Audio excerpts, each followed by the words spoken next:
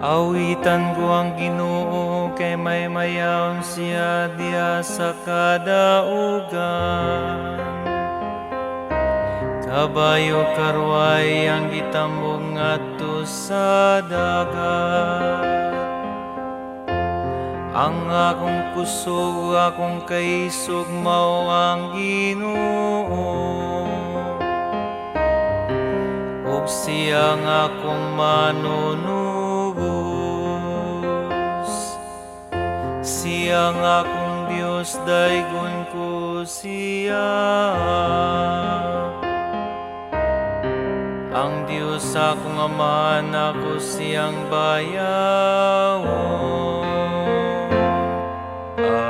Awitan nato ang Ginoo, kay gilukop niya sa himaya.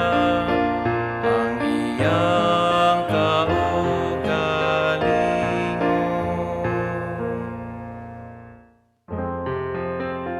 Ang Ginoo sa kamangguguban, Ginoo ang iyang ngalan. Ang mga karway o kasundaluhan ni Paraon, iyang gilubong sa dagat. Ang mga kadakuan sa iyang mga punuan, nalumos dito sa dagat nga pula. Awitan nato ang Ginoo, kay gilukop niya sa himaya. Ang iyang kaugalingon.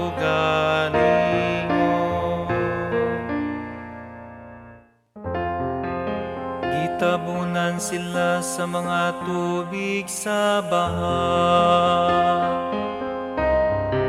Nalundag sila ngadto sa kailad maningunog usa ka bato.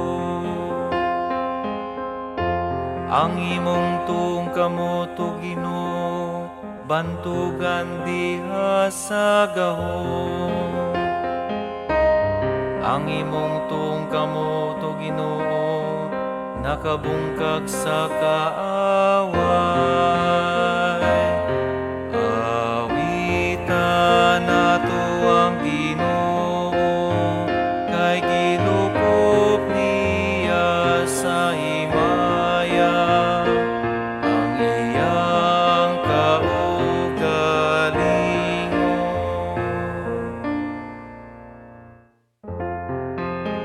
Gipasulod nimo ang katawan nga gitubos,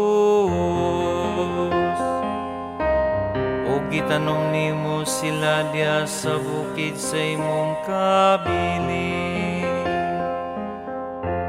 Ang dapit din gimo mo ang imong lingkuranan, o Ginoo. Ang sanktuaryo, Ginoo, nga gitukod sa imong kamot.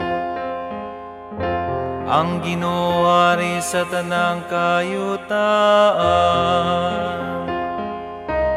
Maghari ang Ginoo hangtod sa kahangturan. Awitan nato ang Ginoo, kay gilukop niya sa himaya.